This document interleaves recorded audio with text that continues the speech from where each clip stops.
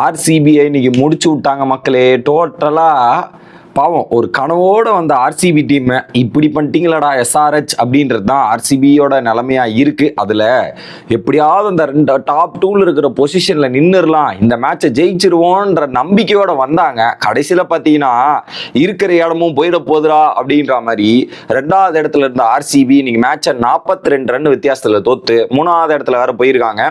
So இதில் clear கட்டாகவே தெரியுது ஆர்சிபிக்கு விராட் கோலி இல்லை சால்ட் அடிக்கலைன்னா அதோ கதி தான் அப்படின்ற இன்னைக்கு மேட்ச்ல கிளியராவே தெரிஞ்சது. என்னதான் போராடினாலுமே சோ அதுல நேத்து மேட்ச் என்ன நடந்ததோ அதே தான். ஜிடி எப்படி சொதப்பினாங்களோ அந்த லாஸ்ட் 4 ஓவர்ல ஆர்சிபி ஒரு மிகப்பெரிய பிளண்டர் மிஸ்டேக் 27 ரன்னுக்கு 7 விக்கெட்டை விட்டு மேட்சை சொதப்பி இருக்காங்க. இன்னொரு பக்கம் இஷான் கிஷன் ஃபர்ஸ்ட் மேட்ச் அடிச்சாரு, கடைசி மேட்ச் அடிக்கிறேன், ஸோ முதலும் நானே முடிவும் நானே என்ற மாதிரி எஸ்ஆர்ஹெச்சுக்கு அடிச்சு கொடுத்து ஒரு 93 94 நாட் அவுட், ஒரு குரூஷியலான ரன்னு. அவர் அடிக்கலன்னா அவங்கள சிக்கியிருப்பாங்க, எப்படியோ இலக்கை ஏற்ற அளவுக்கு பேட்டிங் பண்ணி காப்பாற்றி விட்டார் மக்களே.